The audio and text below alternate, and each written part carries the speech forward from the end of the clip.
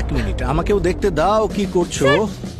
আরে sir, sir sketch বানাচ্ছিলাম, ভাবলাম একটু প্র্যাকটিস করে নি। আসলে আমাদের ফরেনসিক আঙ্কেল, মানে বলার মানে হচ্ছে যে ফরেনসিক টিমের লোকেরা এখন বিজি থাকে তো সেই জন্য। আচ্ছা, এ সাসপেক্ট নাকি কার্টুন ক্যারেক্টার? এ তো কোনো নাক ছাড়া মানুষ মনে হচ্ছে। আপনারা কি আর্ট চলছে? সম্বন্ধে ওর আর্ট স্যার। আচ্ছা, কোথায় দেখি আর্ট? স্যার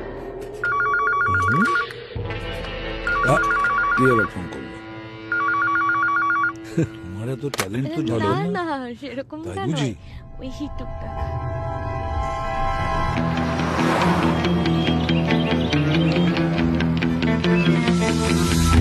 স্যার, ভিকটিমের নাম ধীরেন। উনি হচ্ছেন ফেমাস ডিকি ইন্ডাস্ট্রিয়ালসের মালিক। স্যার, উনি যখন সকালে হসপিটাল থেকে ডিসচার্জ হলেন তখন ঠিকই ছিলেন, কিন্তু রাস্তায় উনি মারা যান।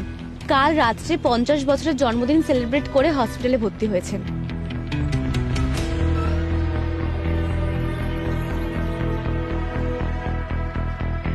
যখন এটা ঘটেছে ওনার সাথে কে কে ছিল? স্যার, ওনার মেয়ে তৃপ্তি আর ওনার ড্রাইভার রমেশ। কত বছর ধরে আপনি ওনার সঙ্গে কাজ করছেন? ম্যাডাম 10 বছর ধরে। চল। কাল এটা প্রায় কটার সময় হয়েছে? হয়েছিল 7টা-8টা নাগাদ। সারা রাত আমি হসপিটালের বাইরে ছিলাম। তারপর সকালে তৃপ্তি ম্যাডাম ছিলেন, সাহেবকে নিয়ে বাড়ি যাচ্ছিলাম, আর হঠাৎ রাস্তায়। আপনার এটা কেন মনে হচ্ছে যে কেউ আপনার বাবার খুন করেছে? না ওনার শরীরে কোনো ক্ষত আছে, না কোনো আঘাতের চিহ্ন, কিচ্ছু না? আমার বাবা একদম ঠিক ছিল। আমরা বাবাকে বাড়ি নিয়ে যাচ্ছিলাম আর বুঝতে পারিনি রাস্তায় কি হয়ে গেল, আর ভুলভাল কথা বলতে শুরু করে দিল। বাবা বলছিল আমাকে কেউ মেরে দেবে, মা আমাকে কেউ মেরে দেবে, বারবার বলছিল স্যার। আর তারপর দেখুন কি হয়ে গেল। ম্যাডাম, স্যার না মারা যাওয়ার আগে ভয় পেয়েছিলেন। আচ্ছা, কালকে রাত্রে ওনার বার্থডে পার্টি ছিল, তা কারোর সঙ্গে কোনো ঝগড়া টগড়া হয়েছিল নাকি? না স্যার, বাবা সবার সাথে ডান্স করছিল, আমাকে নেক্সট সিইও অ্যানাউন্স করেছিল। কিন্তু স্যার, অ্যানাউন্স করার পর বাবাকে একটু চিন্তিত মনে হচ্ছিল। কেন? জানি না না মানে আপনি সিইও হওয়ার জন্য কারোর কোনো অসুবিধা ছিল? কে হতে পারে? স্যার, পার্টির মধ্যে তো সবাইকে অ্যানাউন্সমেন্টের পরেও খুশি মনে হচ্ছিল, কিন্তু হ্যাঁ স্যার, ওই পাপার ওই বিজনেস পার্টনার অক্ষয় আঙ্কেল, উনি আলাদা জায়গায় গিয়ে বসে পড়েছিলেন। কিন্তু উনি আমার বাবার বেস্ট ফ্রেন্ড স্যার। উনি এরকম কেন করবেন স্যার? আমি কিচ্ছু বুঝতে পারছি না। উনি বা অন্য কেউ কেন করবে স্যার? আমি শুধু আপনাকে একটা রিকোয়েস্ট করি স্যার, যে এটা করেছে স্যার আপনি তাকে ছাড়বেন না স্যার, প্লিজ।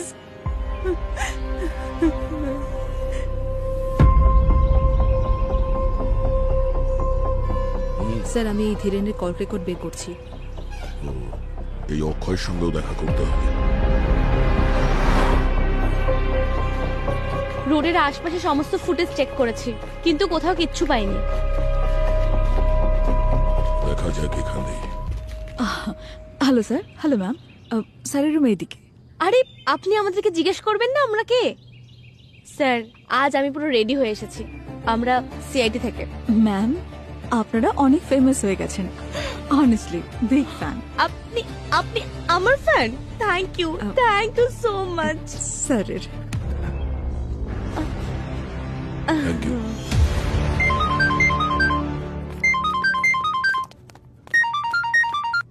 হ্যাঁ অভিজিৎ, ফোন রেকর্ড থেকে জানতে পারলাম যে ধীরেনের শেষ কলটা অক্ষয়ের ফোন থেকে এসেছিল। তাহলে আমাদের সন্দেহ ঠিকই ছিল। ইয়া, ওকে। না না, টেনশন করো না, আমি দেখছি, আমি কিছু করছি। 1 মিনিট, আমি কল করছি। Yes sir. কাল রাত্রে ধীরেনকে কল করেছিলে কেন তুমি? এমনি স্যার, ওর খোঁজ খবর নিতে। স্যার, যখন জানতে পারলাম যে ধীরেন ঘরে অজ্ঞান হয়ে গেছে, তাই ওর খোঁজ খবর নিতে আমি ফোন করেছিলাম ওকে। খুব চিন্তা হচ্ছে দেখছি, কিন্তু বিজনেসটা তো ধীরেন মেয়ের নামে করে দিয়েছিল। আর এই ব্যাপারটা নিয়ে রাগ হয়নি তো তোমার? হতে পারে রাগের মাথায় তুমি। না না না স্যার, ধীরেন আমার নিজের দাদার মতন ছিল, মানছি বিজনেস ওরই ছিল, কিন্তু আমি কোম্পানিতে 20 বছর রয়েছি। হঠাৎ করে ধীরেন পার্টিতে তৃপ্তিকে সিইও অ্যানাউন্স করলো, যেখানে ওদের দুজনের সম্পর্ক একদম ভালো না। ধীরেনের ওয়াইফের মৃত্যুর পর তৃপ্তি ইউএস চলে গিয়েছিল, তারপর হঠাৎ করে ওকে সিইও করে দেওয়া, আমি ঠিক কিছু বুঝতে পারলাম না। আমি তো ওদের অফিসে ঝগড়া করতেও দেখে ফেলেছিলাম। আর কি ব্যাপার নিয়ে ঝগড়া হচ্ছিল ওদের মধ্যে? স্যার আমি দূরে দাঁড়িয়েছিলাম, তাই ঠিকমতো শুনতে পাইনি, কিন্তু কিছু বিজনেস রিলেটেড ব্যাপারে মনে হয় তৃপ্তি সিইও হওয়ার জন্য ধীরেনের উপর প্রেশার ক্রিয়েট করছিল। আর আপনি চাইতেন না তৃপ্তি সিইও হোক, তাই তো? না স্যার, এ আপনি কি কথা বলছেন? দেখুন, আমাকে বিশ্বাস করুন, আমি সত্যি কথা বলছি। ধীরেন আমার খুব ভালো বন্ধু ছিল।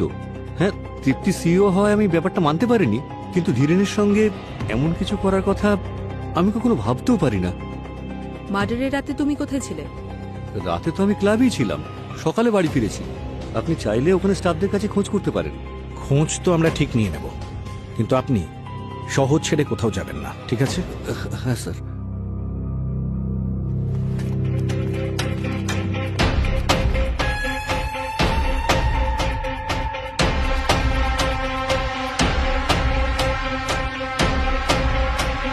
তোল ফোনটা, তোল। হ্যালো হ্যালো, আচ্ছা শোন। দাঁড়ান দাঁড়ান দাঁড়ান দাঁড়ান দাঁড়ান, আরে দাঁড়ান দাঁড়ান দাঁড়ান, আপনারা ভেতরে যেতে পারবেন না? কেন যেতে পারবো না? আগে আমাকে ভেতরে জিজ্ঞাসা করতে হবে। আরে থামুন স্যার, আরে আমি বললাম না আপনারা ভেতরে তুমি যেতে নিজের পারেন কাজ না। করো আর আমাদেরকে আমাদের কাজ করতে দাও। আরে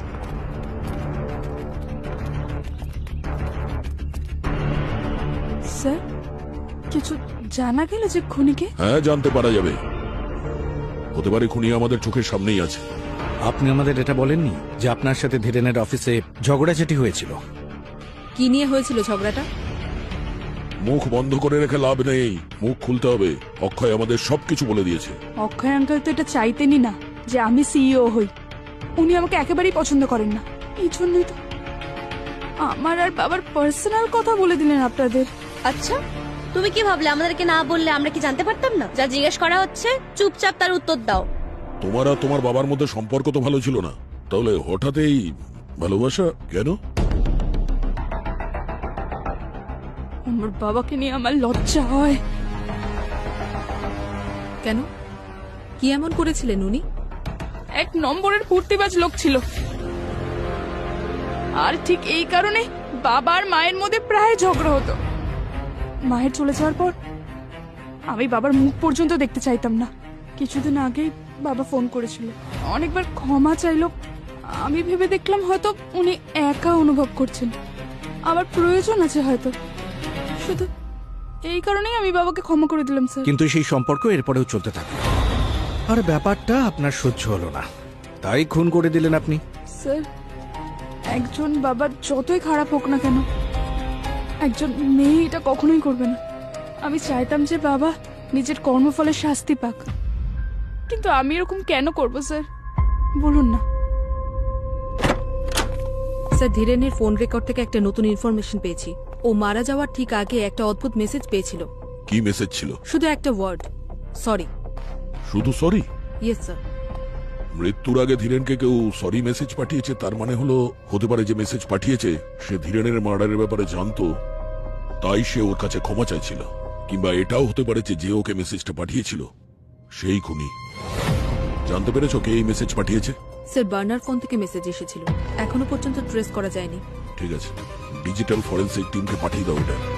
এই মেসেজ যেটা আছে এর সঙ্গে খুনির কোনো না কোনো সম্পর্ক আছে। সালুখে, ধীরেনের লাশ কিছু বললো? বলবে বলবে, তার আগে তোমরা দেখো এটা। এই যে কি আছে এটা? এর মাথায় আঘাতটা দেখো।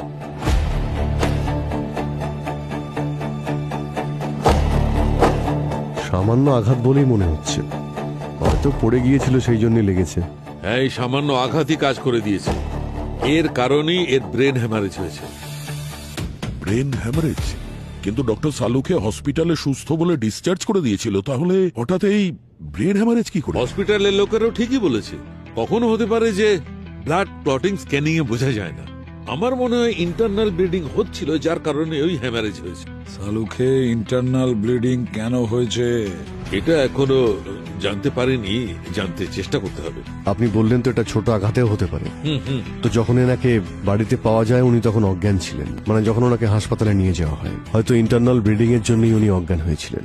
হতে পারে। আর কে জানে এই আঘাতটা ওনার নিজের জন্যই লেগেছিল নাকি কেউ ইচ্ছে করে দিয়েছে। যদি কেউ আঘাত করে থাকে তাহলে সেটা কে করেছে? স্যার ধীরেন বাবুর সঙ্গে যা কিছু হয়েছে ওটা ওই পার্টিতেই হয়েছে। এক্স্যাক্টলি। খোঁজ নিয়ে দেখতে হবে ওই পার্টিতে কে কে ছিল, কি হয়েছিল ওই পার্টিতে।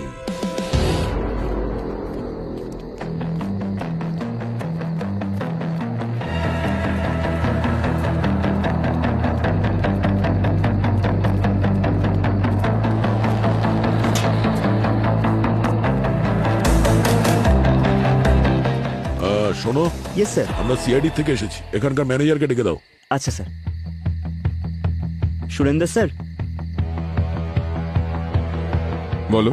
সিআইডির লোকেরা আপনার সাথে দেখা করতে এসেছে। হ্যাঁ স্যার, বলুন। ধীরেনের পার্টিতে যতগুলো লোক ছিল তোমার স্টাফের মধ্যে, সার্ভিস স্টাফের মধ্যে, ক্লিনিং ওয়েটার, ওদের সবাইকে এখানে ডাকো। ওকে স্যার, যাও গে ডাকো সবাই। ঠিক আছে স্যার। কৃতিকা, হ্যাঁ, স্যার। এখানে যে সমস্ত সিসিটিভি ক্যামেরা আছে এদের ফুটেজ চেক করো। সার্ভার রুম কোথায়? ওই লাস্ট রুম তার পাশে।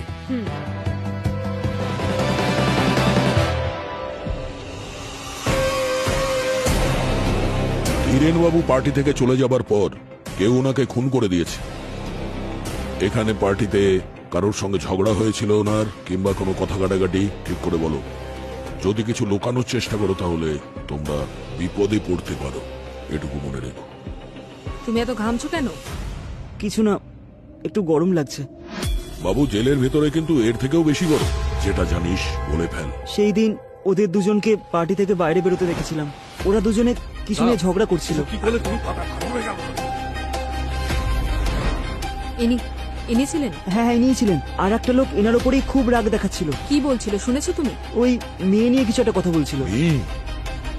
স্যার, স্যার এই দেখুন। দেখা হইতে হ্যাঁ, ইনিই ছিলেন। এদের দুজনের মধ্যেই খুব ঝগড়া হচ্ছিল, আর গায়েও হাত তুলেছিল। ডাকো ওকে বিউরোতে। তোমার সঙ্গে ধীরেনের মারামারি হয়েছে কি না? তাহলে বলছো না কেন? আমি ভয় পেয়ে গেছিলাম। আপনারা সিআইডি, যদি আমি কথাটা বলে দিতাম তাহলে আপনারা আমাকেই সন্দেহ করতেন। সন্দেহ নয়, এখন আমরা পুরো বিশ্বাস করছি যে ধীরেনকে তুমিই মেরেছো। না স্যার, আমি এরকম করতেই পারি না। শুধু আমার ধীরেনের সঙ্গে পার্টিতে মারপিট হয়েছিল। কি নিয়ে মারপিট হয়েছিল আপনার সঙ্গে? সেটা আমি আপনাকে বলতে পারবো না। বলতে পারবে না মানে? কেন বলতে পারবে না? কারণ ওটা পার্সোনাল ব্যাপার। এই যে হ্যালো মিস্টার অক্ষয়, এক্ষুনি দয়া স্যার জিজ্ঞাসা করলে না গত জন্মের কথা বলতে শুরু করে দেবেন। যা জিজ্ঞাসা করা হচ্ছে চুপচাপ বলুন। স্যার, ধীরেন আমার দাদার মতন ছিল। ও আমার খুব ভালো বন্ধুও ছিল, কিন্তু ও মোটেই ভালো স্বামী নয়। ওর অনেকগুলো অ্যাফেয়ার ছিল, আর এই অ্যাফেয়ারগুলোর জন্যই ধীরেন আর ওর ওয়াইফের মধ্যে প্রায় ঝগড়াঝাঁটি হতো। ওয়াইফের ডেথের পর তো আরও খারাপ অবস্থা হলো। আমি প্রত্যেকবার ওকে কভার করতাম, কিন্তু এবার কোম্পানি ম্যাটার ছিল। কোম্পানির ম্যাটার কি? ওর আমার অ্যাসিস্ট্যান্ট কণিকার সঙ্গে অ্যাফেয়ার ছিল। Hello sir. Hello ma'am. স্যারের রুম এইদিকে। তো এটা নিয়ে আপনাদের মধ্যে মারপিট হয়? না স্যার, অ্যাকচুয়ালি আমি কোম্পানির অ্যাকাউন্ট থেকে কিছু টাকা কণিকার অ্যাকাউন্টে ট্রান্সফার করেছিলাম, যাতে ব্যাপারটা বাইরে না যায়। ধীরেন যখন জানতে পারে তখন ও খুব রেগে যায়। যখন আমি জানতে পারি যে ধীরেন হসপিটালে অ্যাডমিট রয়েছে, তখন আমার খুব খারাপ লাগে। তখন আমি ওর কাছে ক্ষমা চাওয়ার জন্য ওকে কার্ড, কেক আর ফ্লাওয়ার্সও পাঠাই। সেসব তো ঠিক আছে, কিন্তু কোম্পানির ফান্ড এদিক ওদিক করা আইনত অপরাধ, জানেন তো? এর সব ব্যাংক অ্যাকাউন্ট ভালো করে চেক করো। মানি ট্রান্সফার থেকে শুরু করে সবকিছু জানা যাবে, বুঝেছো? আমাদের কাছে কিচ্ছু লুকোয় না। ওই সরি চেয়েছিল যে মেসেজটা, ওটার ব্যাপারে কিছু জানতে পেরেছো? স্যার, ও কোনো পুরনো মোবাইল থেকে এই মেসেজটা পাঠিয়েছে, একটু সময় লাগবে। ইচ্ছে করে পুরনো ফোন ইউজ করেছে যাতে সহজে ট্র্যাক না করা যায়। আজকাল তো সবাই স্মার্টফোন ইউজ করে যাতে ক্যামেরা রয়েছে। একটা কাজ করো, ধীরেনের সমস্ত কন্ট্যাক্ট লিস্টটা দেখো, ওর মধ্যে কারোর কাছে এই রকমের ফোন আছে কিনা জানা তো যাবে। আসলে কে এই দোষী, বলো শাহরুখে, কি খবর আছে? খবর হচ্ছে বস, সোনার দাম কমছে, ইনভেস্ট করো। খুব ভালো মুডে আছো তো, বড় কিছু পেয়েছো বোধহয়। অনেক বড় জিনিস পেয়েছি। দেখাবে নাকি? বস, ডক্টর একদম ঠিক কথা বলেছে। হসপিটালে এই লোকটা একদম হেলদি ছিল। কিন্তু ডক্টর সালুকে আপনি তো বলেছিলেন ধীরেনের মৃত্যু ব্রেন হ্যামারেজের জন্য হয়েছে। হয়নি, মৃত্যু ঘটানো হয়েছিল ব্রেন হ্যামারেজের মতো কিছু। আমি বলছি এর সাহায্যে করানো হয়েছিল। এটা কি? নিউরোথম্ব্যাক্স ভার্সন 5। অনেক বছরের কঠিন পরিশ্রমের মেডিকেল রিসার্চ করে এটা বানানো হয়েছিল। শুধু 2 ফুটাই যথেষ্ট কোনো মানুষের জীবন নিয়ে নেওয়ার জন্য। কি করতে পারি কেন? তার চেয়ে জিজ্ঞেস করো কি করতে পারে না। আমি বলছি, এখানে এসো। এ দেখো, যে কোনো মানুষের ব্লাড ভেসেলস গুলোকে দুর্বল করে দেয়, আর তখনই ব্লাড ক্লটিং শুরু হয়ে যায়।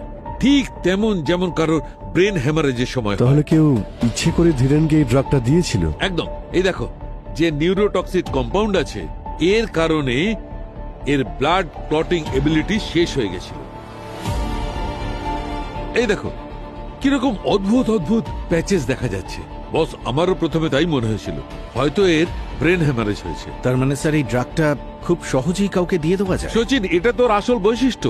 না এর কোনো স্মেল হয়, না এর কোনো কালার হয়, না আর কোনো টেস্ট হয়। খুব সহজে কোনো জিনিসে ডিজলভ হয়ে যায়। আর কোনো কালারও দেখা যায় না? একদম নয়। এই দেখো,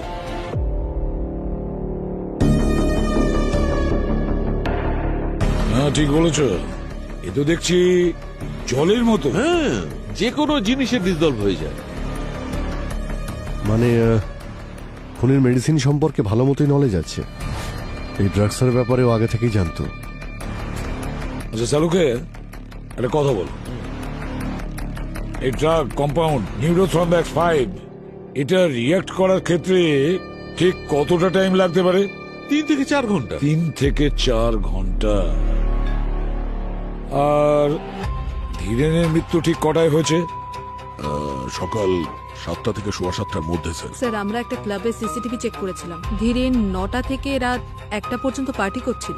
আর স্যার 1:30টার সময় ওনাকে অ্যাডমিট করা হয়েছে হসপিটালে। ধীরেন 9টা থেকে 1টা পর্যন্ত পার্টি করেছে, তারপরে 1:30টার সময় হসপিটালে ওকে অ্যাডমিট করা হয়েছে, আর তারপরে 7টা থেকে সোয়া 7টায় ওর মৃত্যু হয়। তার মানে এই 3-4 ঘন্টার মধ্যে ওই ড্রাগটার নিজের কাজ শুরু করে। মানে রাত্রি 2টো থেকে 3টের মধ্যে ওনাকে ড্রাগ দেওয়া হয়েছিল। সেই সময় অক্ষয় কোথায় ছিল? স্যার, ক্লাবের সিসিটিভি অনুযায়ী অক্ষয় ক্লাবেই ছিল। কিন্তু স্যার অক্ষয় তো সারা রাত একাই ছিল, একাই পার্টি করছিল। স্যার, তাহলে কে হতে পারে যে বিষটা দিয়েছে? সেই পুরবী, সেই যে ধীরেনের রুমে গিয়েছিল। খোঁজ নাও কে গিয়েছিল ধীরেনের রুমে। তারপর যেই যাক না কেন, ওর হাতে এই নিউরোথ্রম্বিক ভার্সন 5 ড্রাগস কিভাবে লেগেছে। স্যার, ধীরেনের ফ্যামিলি এবং ফ্রেন্ডসদের মধ্যে যারা বার্নার ফোন কিনেছিল তাদের লিস্ট বের করেছি আমি। একজন আছে যে 15টা বার্নার ফোন কিনেছিল। কে সে? স্যার, ধীরেন নিজেই। উনি নিজের স্টাফদের বার্নার ফোনই দিতেন। তাহলে ডিজিটাল ফরেন্সিকে ধীরেনের স্টাফেদের ফোনগুলো পাঠিয়ে দেওয়া যাক। তাহলেই পাওয়া যাবে যে ওই মেসেজটা কে পাঠিয়েছিল। আসুন স্যার, এটা হলো সেদিন রাতের ফুটেজেস। প্লে করুন।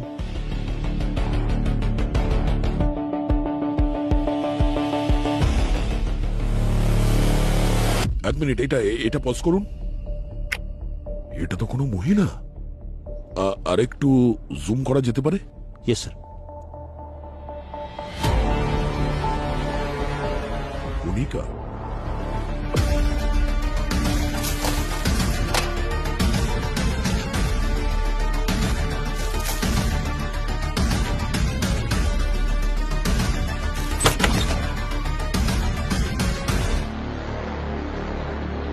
আচ্ছা, ধীরেনের রুমে আপনাদের দুজনের ডিউটি ছিল?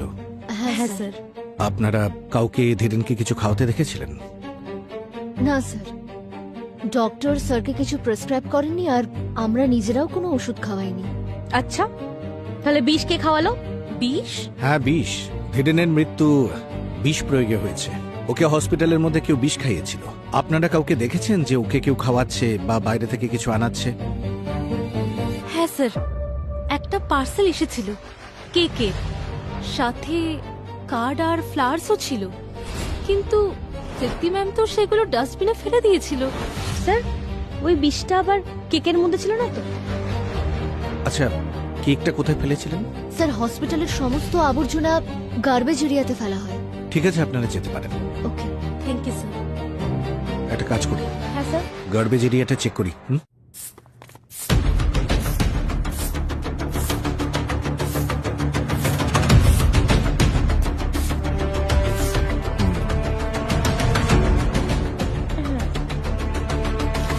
ছি স্যার, কি গন্ধ বেরোচ্ছে। নোংরা হলে তো একটু গন্ধ আসবেই। স্যার কিন্তু আমার কাছে একটা সলিউশন আছে। আরে কি করছো? স্যার আমি পারফিউম নিয়ে এসেছি বাড়ি থেকে। আমি জানতাম আজকে নোংরায় আসতে হবে, আর এমনিতেও আর পুরো পৃথিবীতে না এই সিআইডিদের জন্য কেউ ভাবে না। Interesting.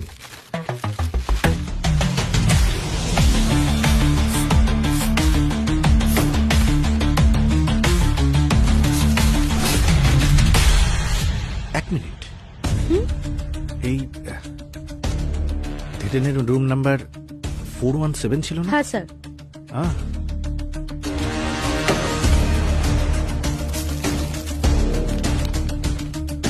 Birthday cake?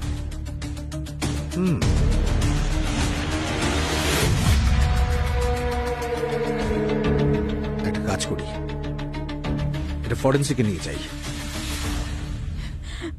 Sir, sir আমি কিচ্ছু করিনি। I really really love Dhiren. ও তো ওর বার্থডে পার্টিতে তৃপ্তিকে আমাদের কথা জানাতোই। ফর ইনফরমেশন আমি আপনাকে জানাচ্ছি যে উনি এরকম আরো 4-5 জনকে বলেছেন। আর উনি যখন তোমার ব্যাপারে তৃপ্তিকে বললেন না, তুমি ওকে খুন করে দিলে। না, আপনি এরকম কেন বলছেন? কি করছিলে তুমি ওই ঘরে? আমি শুধু দেখা করতে গিয়েছিলাম। অক্ষয় স্যার টাকা দিয়েছিলেন আমাদের অ্যাফেয়ার লুকোনোর জন্য। ওই টাকা আমি ফিরিয়েও দিয়েছিলাম। স্যার আমি কিচ্ছু করিনি স্যার, আমি সত্যি কিচ্ছু করিনি। ডক্টর সালুকি। হ্যাঁ স্যার। হ্যাঁ দয়া, অভিনন্দন। কি কারণে ডক্টর? আরে ভাই, বিষটা পাওয়ার আনন্দে তোমরা যে কেকটা পাঠিয়েছিলেন না, বস বিষ ওই কেকে ছিল না। তাহলে এতে আনন্দের কি আছে? আরে শুনে তো নাও পুরো কথাটা ভাই। বিষ কেকের মধ্যে ছিল না, কিন্তু বিষ কেকের বক্সে ছিল। বিষ কেকে নয়, কেকের বক্সে ছিল? এটা কি ব্যাপার স্যার? এরকম নয় তো যে যে ওই কেকটা ওখানে দিয়েছিল বিষ ওর হাতে লেগেছিল, যেখান থেকে ওই বক্সে লেগেছে? দয়া, ইউ আর রাইট। ঠিক আছে ডক্টর, থ্যাংক ইউ। স্যার ওই নার্সও বলছিল যে কেকটা খোলাই ডেলিভার করা হয়েছিল, সেই জন্যই তৃপ্তি কেকটা ডাস্টবিনে ফেলে দিয়েছিল। রবি, জানার চেষ্টা করো যে এই কেক যেখান থেকে ডেলিভারি হয়েছে এই বক্সটা খোলা ছিল কেন?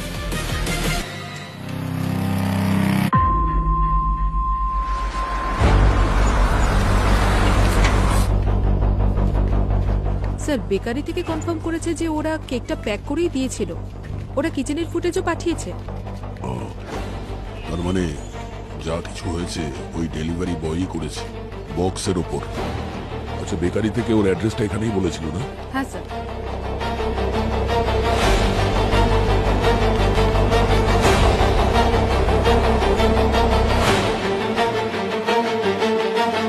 এই আরে দাঁড়াও।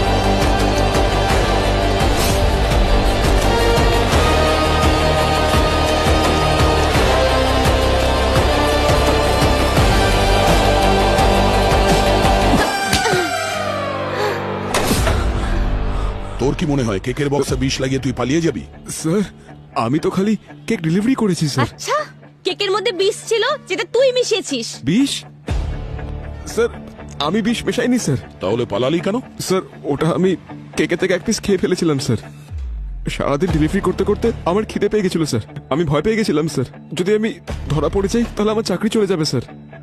এই জন্য আমি পালিয়েছিলাম স্যার। স্যার, ধীরেন বাবুকে কেউ 2 থেকে 3টের মধ্যে বিষ দিয়েছিল, ঠিক সেই দিন যেদিন উনি ওনার সমস্ত বিজনেস নিজের মেয়ের নামে করে দিয়েছিলেন। আর স্যার এই ব্যাপারে সবচেয়ে বেশি ঝামেলা তো ওর বিজনেস পার্টনার অক্ষয়ের হওয়া উচিত। কিন্তু অক্ষয় তো সেই সময় ক্লাবে ছিল। আর যদি আমরা ভেবেও নি যে অক্ষয় বিষটা পাঠিয়েছে, কিন্তু ওর পাঠানো কেকের মধ্যে তো বিষ ছিলই না। বিষ তো কেকের বক্সের উপরে ছিল। স্যার কেক বক্সে যে ফিঙ্গারপ্রিন্টস ছিল সেটা চেক করেছি, কারোর সঙ্গে ম্যাচ করছে না স্যার। আমাদের কাছে অক্ষয়ের অ্যাসিস্ট্যান্ট কণিকা, ওরও ফিঙ্গারপ্রিন্টস আছে। স্যার ওই কেক বক্স ছাড়াও আমাদের কাছে আরো অনেক এভিডেন্স আছে যার থেকে এখনো ফিঙ্গারপ্রিন্টস নেওয়া হয়নি। ওই বটল সিরিঞ্জ এত বাজেভাবে ড্যামেজ হয়েছে যে ওটা স্ক্যান করতে প্রবলেম হচ্ছে। মনে হয় ওর থেকে কিছু পাওয়া যাবে। সে যেই হোক না কেন, প্রথমে বিষ ডেলিভারি করে, তারপরে সে সরি বলে মেসেজও পাঠিয়ে দেয়। খুব চালাক মনে করে নিজেকে, কিন্তু ও এটা জানে না যে সিআইডির হাত থেকে কেউ বাঁচতে পারে না। পুরবি জানতে পেরেছো ওই যে সরি মেসেজ করেছিল যে ধীরেনের কোন স্টাফ মেম্বার? স্যার এই সরি মেসেজটা তো ওই স্টাফেদের মধ্যে কেউ পাঠায়নি, কিন্তু ইন্সপেকশনের জন্য যখন আমরা সবার ফোন নিলাম, শুধু এই রমেশ মানে ধীরেনের ড্রাইভার, ও নিজের ফোন দেয়নি। এ সেই ড্রাইভার না যে খুনের মুহূর্তে ধীরেনের সঙ্গে গাড়িতে ছিল? হ্যাঁ স্যার। তাহলে দয়া, রমেশের রুমের প্রত্যেকটা কোণা ভালো করে দেখো। যাই হোক না কেন ওই ফোন ওই রমেশের বাড়িতেই থাকবে। তুমি তোমার ফোন দাওনি কেন? স্যার, আমার ফোন আগেই চুরি হয়ে গিয়েছিল। আচ্ছা, পুলিশে কমপ্লেন করেছিলে? হ্যাঁ স্যার, ওটা রিপোর্ট আমার কাছে আছে। তুমি একাই থাকো এই বাড়িতে? হ্যাঁ ম্যাডাম। আচ্ছা, এটা বলো যে হসপিটালে কাউকে আসতে দেখেছিলে দেখা করার জন্য ধীরেনের সাথে? না স্যার, হসপিটালে কেউ আসেনি, শুধু তৃপ্তিমাই ছিলেন ওনার পাশে।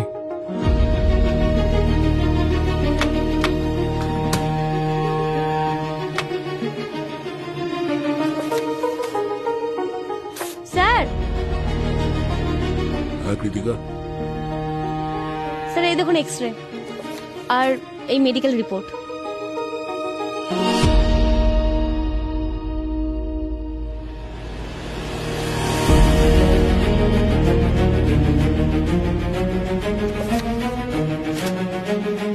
কি এটা? হ্যাঁ, এত দামি দামি সব কাপড়, এই ধীরেনের ওয়াইফের মেডিকেল রিপোর্টস তোমার বাড়িতে কেন? এই জামা কাপড় ধীরেনের ওয়াইফের না, তোমার কাছে কি করে? হ্যাঁ স্যার, আমি কিছু করিনি স্যার, আপনারা আমাকে বিশ্বাস করুন। আমি ধীরেন স্যারের এখানে বহু বছর ধরে কাজ করছি স্যার। আমাদের স্যার আর ম্যাডামের বোঝাপড়া ছিল না। আমাদের স্যারের এই সম্পর্কের বাইরে অনেক মেয়ের সাথে সম্পর্ক ছিল। ম্যাডাম চলে যাওয়ার পর ওনার কিছু জিনিস এখানে এনেছিলাম, কিন্তু আমার পুরো সন্দেহ ছিল যে ম্যাডামের মৃত্যুতে ধীরেন স্যারের হাত আছে। যদি তোমার মনে হয়েছিল যে ধীরেন ওর ওয়াইফকে মেরেছে, তাহলে তুমি পুলিশকে কেন জানাওনি? স্যার, সাহস করে উঠতে পারিনি। আমি ভেবেছিলাম পরে যখন তৃপ্তিমা আসবে এই সমস্ত জিনিস ওর হাতে তুলে দেবো, কিন্তু তার আগেই স্যার। এই দেখো। আর ভাই এইটাও দেখো। এটা মানে দুটো তো একই, তাই না? না, দুটো সেম নয়, দেখতে সেম, কিন্তু এই স্ক্যান দুজন আলাদা আলাদা লোকের। এইটা হচ্ছে ধীরেনের, এইটা ধীরেনের নয়, ধীরেনের স্ত্রীর। কি বলছো সালুকে? মানে ডক্টর সালুকে যে ড্রাগস দিয়ে ধীরেনের ওয়াইফকে খুন করা হয়েছে, সেই ড্রাগসেই ধীরেন মারা গেছে? এক্স্যাক্টলি। আর দেখো, দুজনেরই ব্লাড ক্লটিং সিস্টেমটা একই, কিন্তু ধীরেনের স্ত্রীর যেটা, তাতে একটা বৈশিষ্ট্য আছে। বস, ধীরেনের স্ত্রীকে কেউ এই ড্রাগটা আইভি ড্রিপের সাহায্যে দিয়েছে। Ivy drip? হ্যাঁ, আমি বললাম না তখন তোমাকে, এই এই ড্রাগটার কোনো নিজস্ব রং হয় না, জলের মতো হয়। তো ব্যাস, খুব সহজ ব্যাপার, কেউ আইভি ড্রিপে ইনজেক্ট করে দিয়েছে, ব্যাস খেল খতম। 4 বছরে দুটো খুন হয়েছে, আর দুটো খুনের পদ্ধতি একই রকম। মানে যে ধীরেনকে খুন করেছে সেই ধীরেনের ওয়াইফকে খুন করেছে? স্যার, যখন আমরা রমেশের বাড়িতে গিয়েছিলাম বাড়ি তল্লাশি করার জন্য, তখনও আমাদের বলেছিল যে ওর সন্দেহ হয় যে মনে হয় ধীরেনই ওর ওয়াইফকে খুন করেছে। আর যদি ওর ওয়াইফের মৃত্যু এমনি হয়ে থাকে ব্রেন হ্যামারেজে, তার মানে তো এটাই হচ্ছে যে ধীরেনই ওকে ওই পয়জনটা দিয়েছে। আর এই কথাটা কেউ জানতেও পারেনি, কেউ সন্দেহও করেনি যে এটা মার্ডার হতে পারে। তাই এই ঘটনাটা পুলিশ পর্যন্ত পৌঁছয়নি। সন্দেহ নয় দয়া, এমন কেউ ছিল যে জানতে পেরেছে যে ধীরেন তার নিজের স্ত্রীকে মেরেছে, আর ওর স্ত্রীর খুনের প্রতিশোধ নিতে কেউ ধীরেনকে ওইভাবেই মেরেছে, নিউরোথ্রম্বেক্স ভার্সন 5 দিয়ে। এবারে কিছু বুঝেছো অভিজিৎ? নিউরোথম্ব্যাক্স D5 ড্রাগস তো সেই ব্যবহার করতে পারে যেই ড্রাগটা খুব সহজেই পেতে পারে। মানে খুনি আমাদের চোখের সামনে ছিল আর আমরা তাকে দেখতে পাইনি, এমন কেউ যে মিস্টার ধীরেনের ওয়াইফের খুব কাছের ছিল। স্যার আপনারা সবাই তৃপ্তির ব্যাপারে কথা বলছেন না তো? এক্স্যাক্টলি, তৃপ্তি তৃপ্তি তার মায়ের খুনের প্রতিশোধ নিতে ওর বাবাকে খুন করেছে।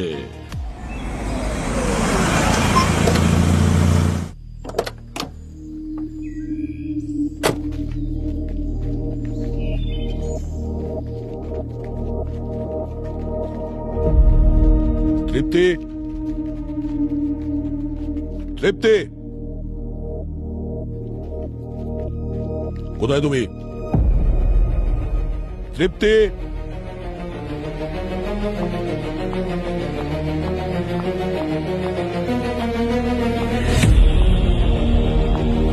তুমি তোমার মায়ের মৃত্যুর বদলা নিতে গিয়ে নিজের বাবাকেই মেরে দিয়েছো? এটা এটা কি বলছেন স্যার? আমি তো কিছু বুঝতে পারছি না। এক্ষুনি বুঝতে পারবে সব। পুরো বাড়ি তল্লাশি করো। স্যার আমার মা তো ব্রেন হ্যামারেজের জন্য মারা গিয়েছিল। মারা যায়নি, মারা হয়েছিল। বেশি বোকা সাজার অভিনয় করো না, বুঝেছো? স্যার আপনারা ভুল সন্দেহ করছেন, আমি কিচ্ছু করিনি। আচ্ছা তাহলে এটা কি? হ্যাঁ স্যার উপর রাখা ছিল লুকিয়ে। এই বার্নার ফোনটা তোমার বাড়িতে কেন? স্যার এটা আমার ফোন না, আমি জানি না এটা কিভাবে এখানে এলো। জানো না? না। ঠিক আছে, খুব তাড়াতাড়ি জানতে পেরে যাবে। হ্যাঁ পুরবি, কি জানতে পারলে? স্যার এই দেখুন, ফোন পুড়ে যাওয়ার আগে ফোনের লাস্ট লোকেশন। এটা তো তৃপ্তির বাড়ি। প্রবি একটা কাজ করো, আরো একবার চেক করে দেখো। দেখো এই ফোন তৃপ্তির বাড়ির আগে কোন লোকেশনে ছিল। স্যার স্যার এই ফোনটা তৃপ্তির বাড়ির ঠিক আগে রমেশের বাড়িতে ছিল। আর রমেশ তো রিপোর্ট লিখিয়েছিল যে ওর ফোনটা চুরি হয়ে গেছে। আচ্ছা এই লোকেশনটা কবেকার? ডেটটা দেখো। 27 অক্টোবর। আর রমেশ ফোন চুরি হওয়ার কমপ্লেন কবে লিখিয়েছিল? স্যার 26-এ। 26 অক্টোবর ফোন চুরি করার কমপ্লেন জানিয়েছিল রমেশ, কিন্তু 27 তারিখ ঠিক তার পরের দিন ওই ফোন ওর বাড়িতে শো করছে। তাহলে রমেশ তৃপ্তিকে ফাঁসানোর জন্য ওর বাড়িতে ফোনটা রেখেছিল, কিন্তু এটা কেন করলো? বস, হ্যাঁ বস এই সিরিঞ্জ আইবির স্ক্যান রিপোর্ট এসে গেছে। তাহলে কি তৃপ্তির ফিঙ্গারপ্রিন্টের সঙ্গে ম্যাচ করছে? তৃপ্তির কথা ছাড়ই বস, কণিকা, রমেশ, অক্ষয় কারোর সঙ্গে ম্যাচ করেনি। আরে আরে কিন্তু প্রশ্ন তো এখনো ওটাই যে রমেশ ওই ফোনটা ওর বাড়িতেই লুকিয়েছিল, কিন্তু বিষটা কে মিশিয়েছে? দেখো একটা কথা মনে রেখো, এই যে ড্রাগটা বস, এ খুব সহজে পাওয়া যায় না। এটা হসপিটালে আইসিইউতে এমার্জেন্সিতেই পাওয়া যায়। ও সেই জন্য এই ড্রাগটা এত স্পেশাল। তাহলে এই ড্রাগ হসপিটালে কাজ করার লোকের কাছেই পাওয়া যেতে পারে। ওই হসপিটালে যে কাজ করছে সে এই ড্রাগ নিউরোথ্রম্বেক্স V5 হসপিটালের স্টোরেজ রুম থেকেই চুরি করেছে।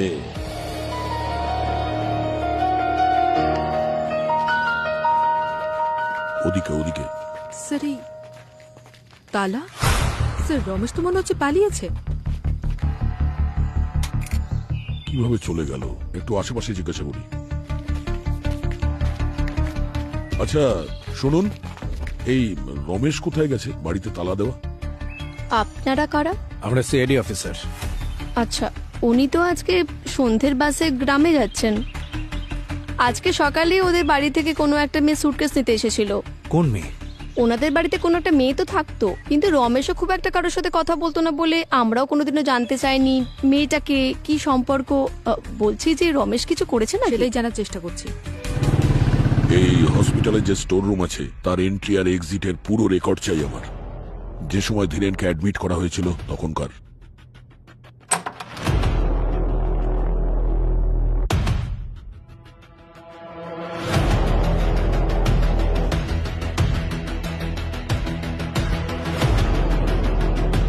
এটা তো সেই নার্স যে সেদিন ধীরেনের ঘরে ডিউটি দিচ্ছিল।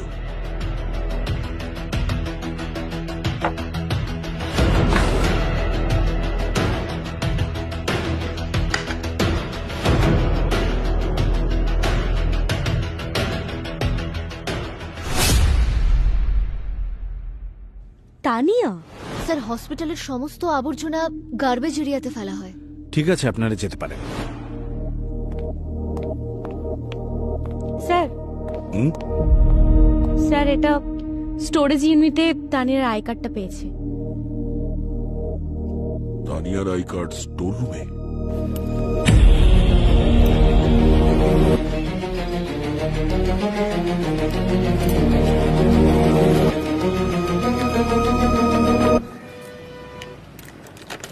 দাঁড়াও। আরে এ কি অসভ্যতা, চাবি দিন। তোমার হসপিটালের অ্যাক্সেস কার্ড কোথায় তানিয়া? স্যার ওটা কোথাও হারিয়ে গিয়েছিল। হারিয়ে গেছিল নাকি স্টোর রুম থেকে ড্রাগস চুরি করার সময় ভুল করে ওখানে পড়ে গেছিল? স্যার আপনি কি বলছেন আমি কিচ্ছু বুঝতে পারছি না। কিন্তু আমরা তো সবই বুঝতে পারছি। কেন মেরেছো তুমি ধীরেনকে? আমি কেন মারবো ধীরেনকে? আর ওকে মেরে আমারই বা কি হবে? ওটা তো আমরা জানতে পেরেই যাব। স্যার হ্যাঁ স্যার, সারুকে স্যারের রিপোর্ট এসে গেছে।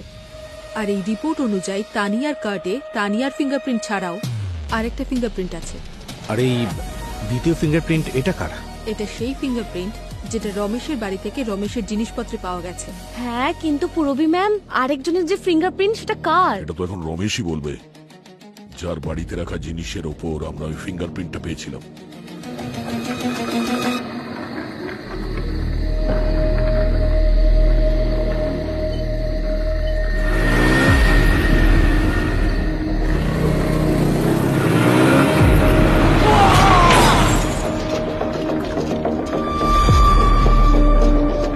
জানি না আজকাল কি হচ্ছে। এই কিছুদিন আগে এর মালিক ধীরেনের মৃত্যু হলো, আর এখন ড্রাইভার রমেশের।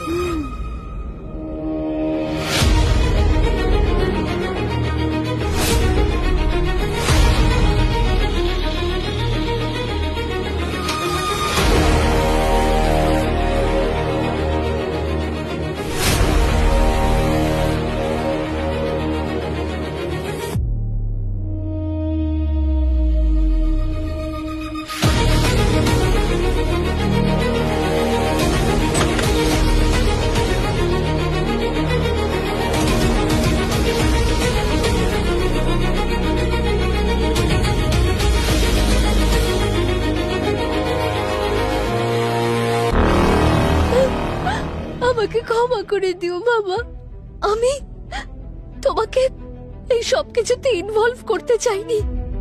তুমি আমাকে সিআইডির হাত থেকে বাঁচিয়েছো, কিন্তু নিজেই অ্যারেস্ট হয়ে গেলে।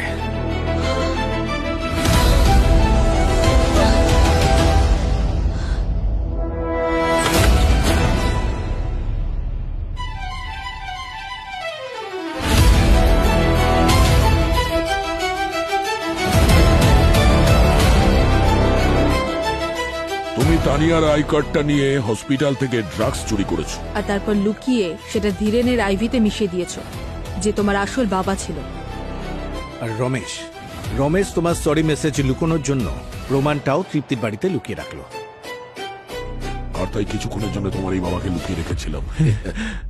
হ্যাঁ হ্যাঁ হ্যাঁ, আমি মেরেছি ধীরেনকে।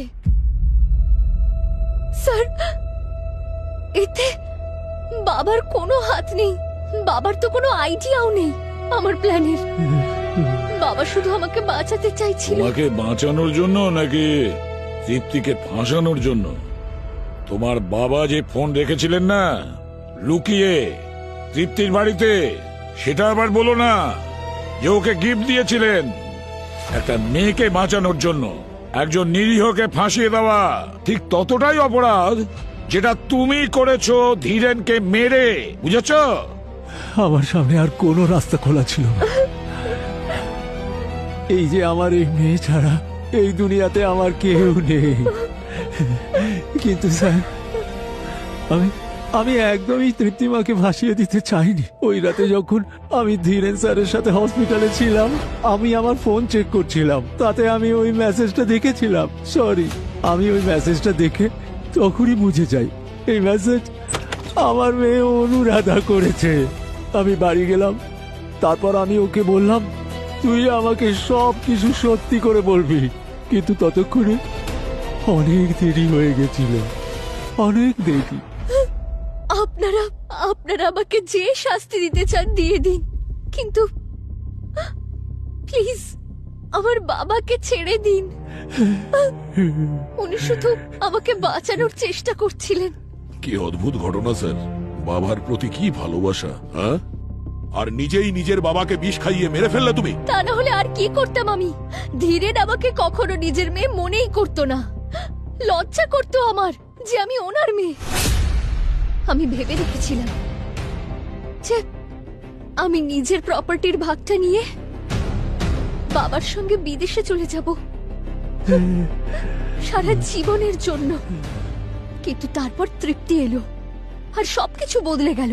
তৃপ্তিকে রাস্তা থেকে সরানোর জন্য তোমরা অনেক চেষ্টা করেছিলে, তবে ওর ভাগ্য ভালো ছিল, তাই বেঁচে গেছে। স্যার, যদি আমি তৃপ্তিকে মারতাম তাহলে আমি কিছু পেতাম না। ধীরেনের স্ত্রী মারা যাওয়ার পর আমার সন্দেহ হলো এটা কোনো সাধারণ হ্যামারেজ নয়। আমি রিসার্চ করলাম আর আমি জানতে পারলাম যে ধীরেনই নিজের ওয়াইফকে খুন করেছে।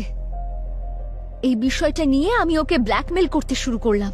ভয় পেয়ে ও নিজের উইলে আমার নামও লিখেছিল আর আমাকে প্রমিস করেছিল যে নিজের 50তম জন্মদিনে ও আমাকে নিজের কোম্পানির সিইও বানাবে। ও সব ভুলে গেল, সব ভুলে গেল। তখনই আমার ইচ্ছে হলো ওই পথের কাঁটা তৃপ্তিকে মেরে ফেলি।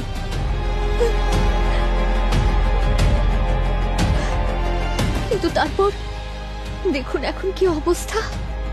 আর যদি ধীরেন মারা যায় তাহলে ওর সমস্ত প্রপার্টি তোমার নামে হয়ে যাবে।